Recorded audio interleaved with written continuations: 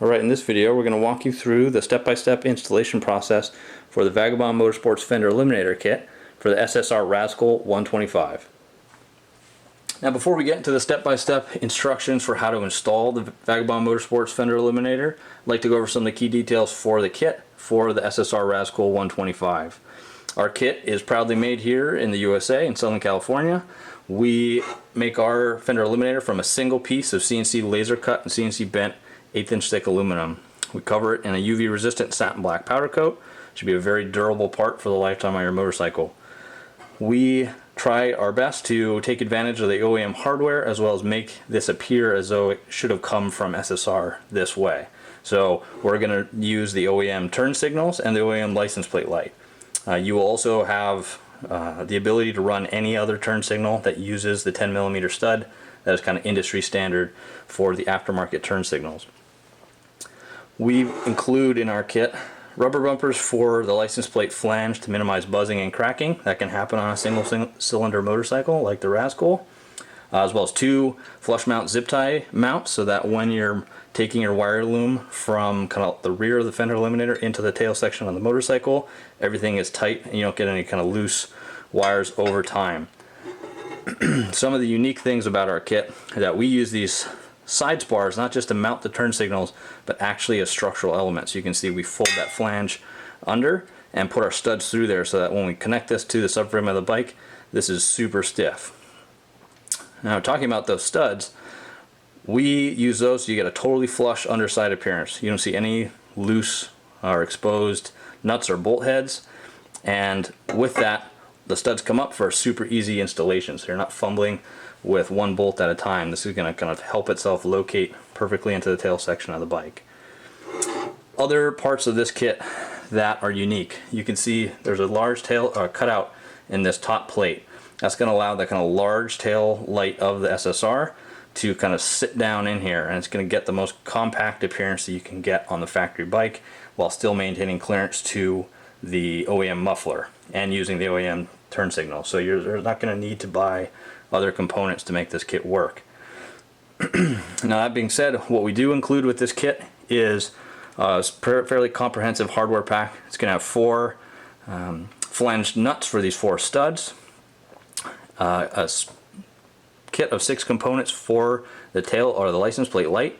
So there's going to be 2 grommets, 2 stainless steel washers, 2 plastic flange washers, and then 1 more larger grommet for the central hole in the Fender Eliminator to pass in all the wires through, minimize chafing, and to seal out as much road grime as possible. Now with that, we'll go on to what tools you need for the installation.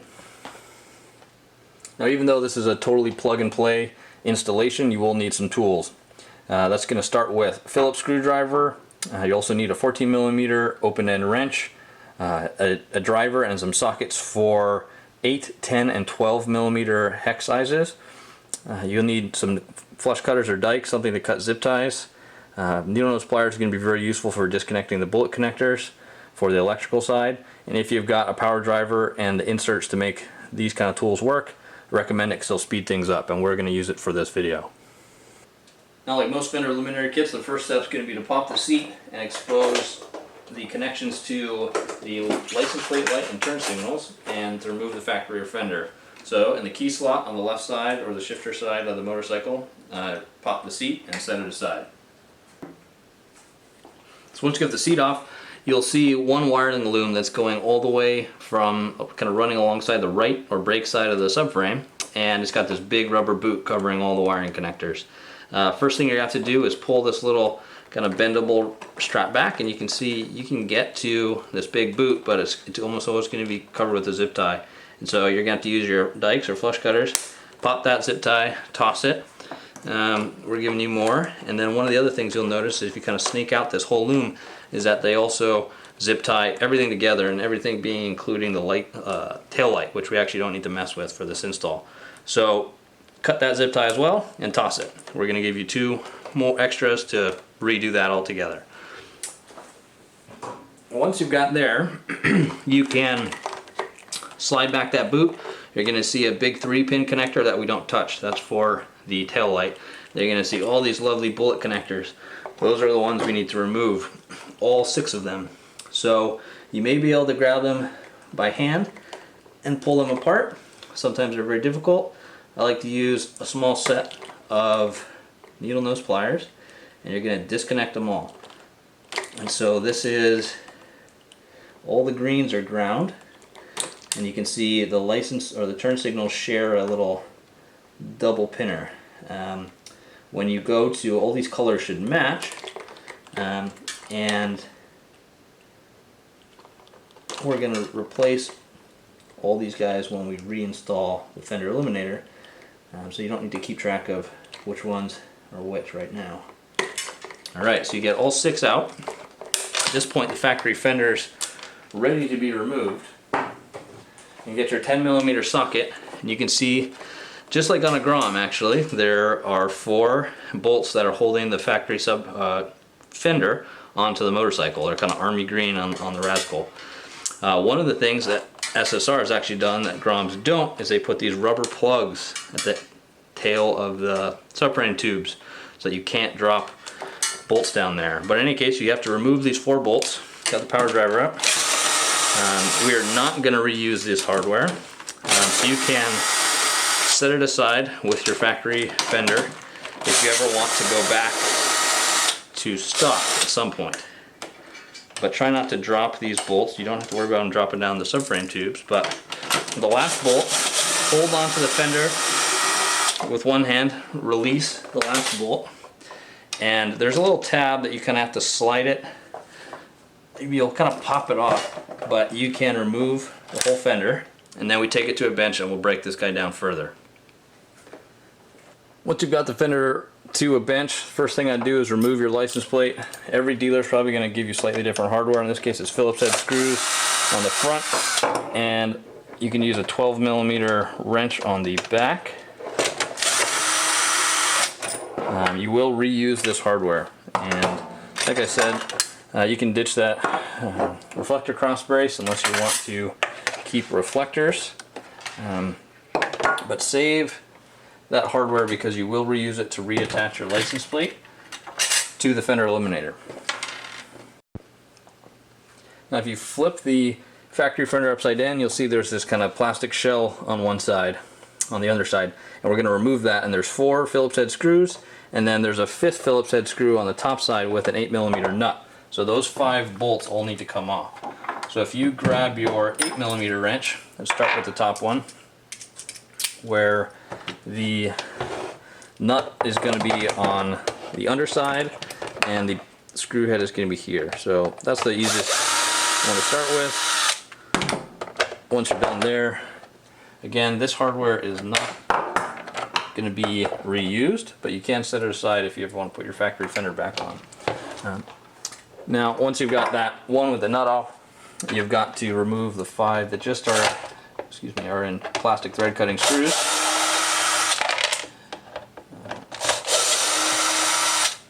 And that's going to allow you to get the rear shell off.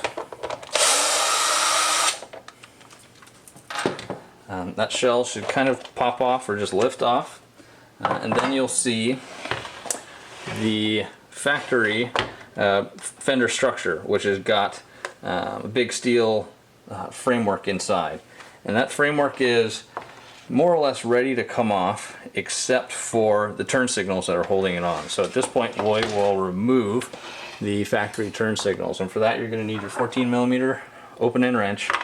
Just grab the big gold nut, and there's no locking feature on there, so you just need to crack it loose, spin it all the way off, and then thread out the nut off the set of wires.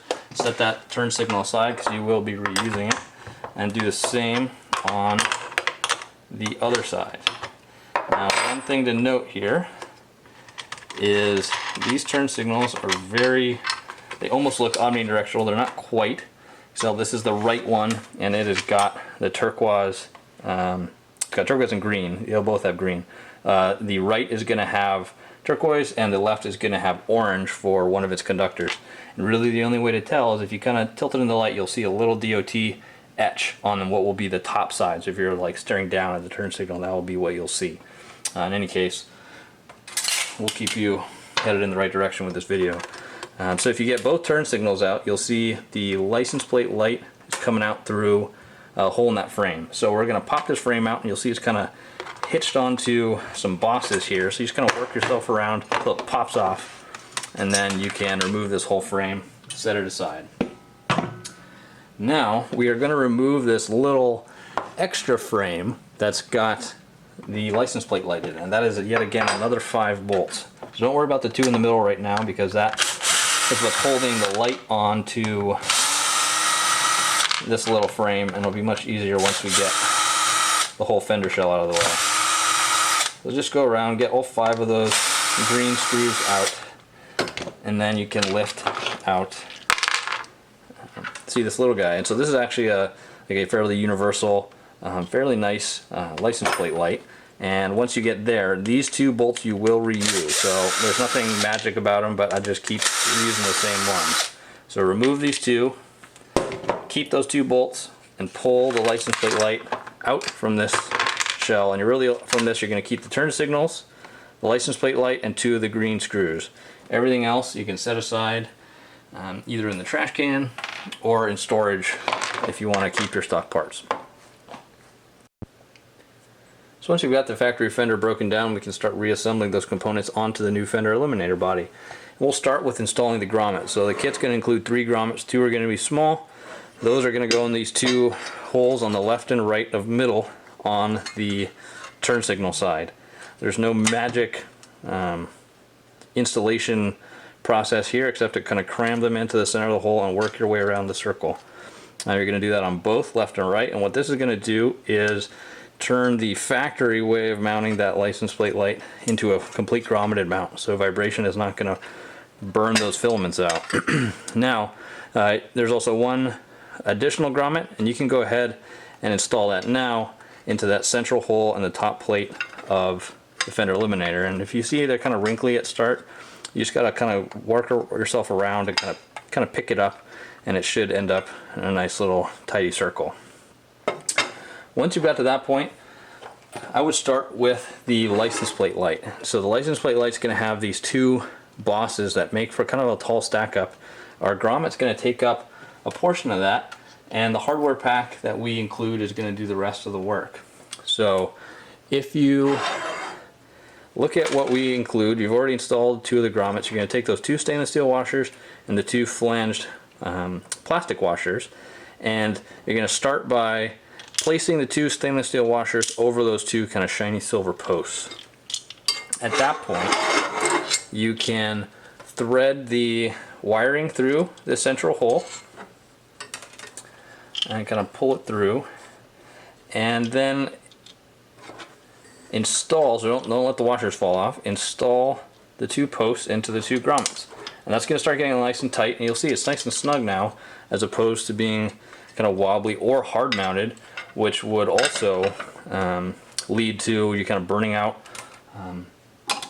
license plate light bulbs over time.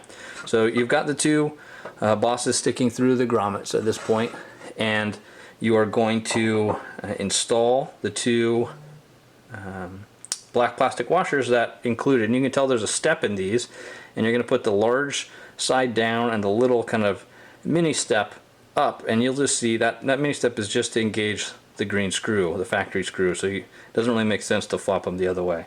So if you put the 2, and I'm going to tilt it back a little bit just so they stay on, but you can always start the screws by hand, and on both left and right sides you're going to place the plastic step washer or shoulder washer down first, and then tighten up the Phillips head. So grab your Phillips screwdriver and tighten these up. And the nice thing about this stack up is you may feel a little bit of compression in the grommet when you do this, but you actually get to bottom out these screws against their plastic bosses, so you're not actually just counting on the screw staying tight. You're giving it a nice good torque.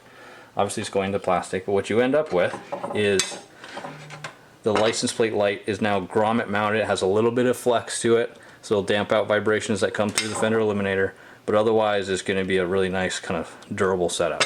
With that, we'll move on to the turn signals.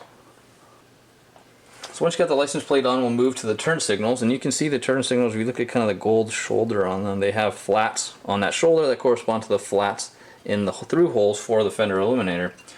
So what you have to do is just simply thread the wiring loom through the hole in the Fender Eliminator, and then through the factory flange nut, and you should get the Fender Eliminator should kind of key in. And when I say key in, like, you should see and feel that kind of shoulder engage with the cutout, and there shouldn't be any kind of gap here. Now there is a little bit of clearance here, so you can get maybe a little bit of tightness here, but once you get both turn signals on, we'll kind of flip it over and make sure they're both kind of pointed in exactly the right direction. And you'll have a few degrees to kind of even them out. Now, like I mentioned on what color is what side, the orange is the left side, and the kind of blue turquoise is the right side. And obviously we're working on this upside down, so those are flipped. And when I say right and left, that's as if you were looking at the motorcycle from the rear. So that is see, turquoise is on the right, and you can, like I said, there's a little etched DOT symbol that you're going to want on the top of each lens. So what you can do, once you get those kind of roughly installed, is make sure you'll see there's like maybe a couple degrees. We put that key in exactly the right angle, so they should be horizontal. But then take your 14mm wrench and tighten up on those guys, on the turn signals. And what you're going to want is when you kind of look back at the Fender Eliminator that's installed, you want them both pointed the same direction. And if they're not, like you can tell this guy's pointed a little bit down because that's the direction it tightens. You can loosen it half a turn or a quarter turn, and you'll see there's a little bit of freedom here to twist it a little bit. So you can kind of clock it up, hold it with one hand, and tighten it with the other. You should be able to get to a point that you're happy with the final appearance of both lights kind of pointing the same direction. So once you've got your lights installed, all we have to do is manage some of the cabling, and then we're ready to install this on the motorcycle. So the kit's going to include 4 zip ties. You're going to take 2 of them, and the way these zip tie mounts work is they kind of pop through a through hole, and there's a little horizontal hole or a rectangular hole that goes through them, and you're going to take 2 of the 4 zip ties, thread them through that hole, and kind of you see there's like, it makes a little like U cradle, and you're going to do that on both, call it the front and rear, but each of those 2 zip tie mounts. Then you're going to pass the cables for the license plate light and the turn signals through the central grommet on the tail, on the, call it the bed plate, the primary plate of the Fender Eliminator. Now, the only thing you're going to want to do is try to minimize how much twisting you have between your turn signals and your license plate light. You want this to kind of look good, and so this is your opportunity to kind of shift things around if things aren't looking quite right.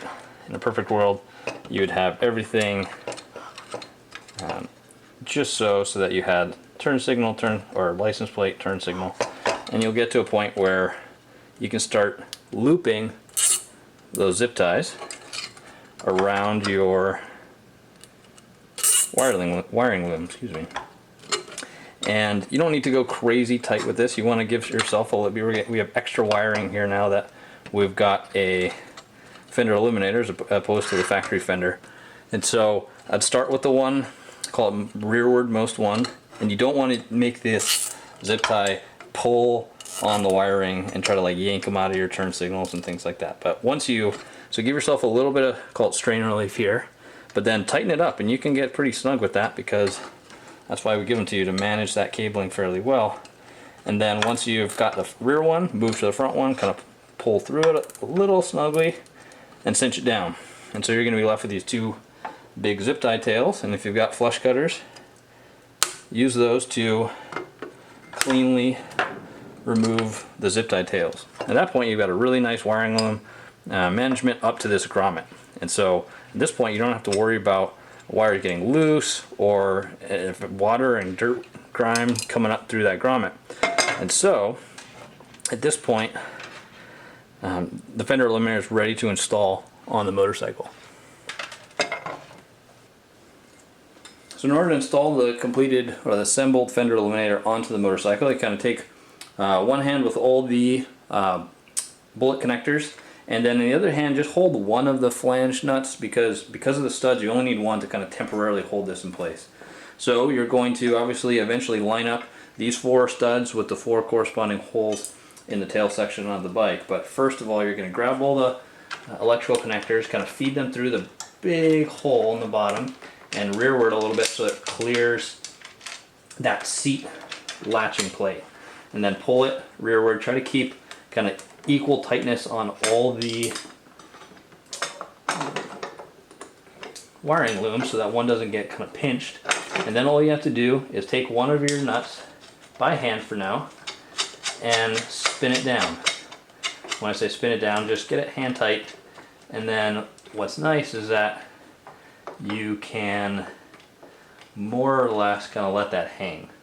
At which point you're going to want to get the other 4 and put them on. And if at any point it starts to feel a little loose, all I'd recommend doing is grabbing your wrench or your power driver and sink one of them down a little tight. At that point, that thing's not moving at all. That'll give you the opportunity to go around and get the other 3 of the 4 nuts started and use your wrench to tighten them up. And this should be these are obviously big studs and heavy duty nuts, so you can get pretty tight here, but ultimately we are squeezing the plastic kind of tail tray, and so you don't need to go overkill with how tight you make these. And this should be you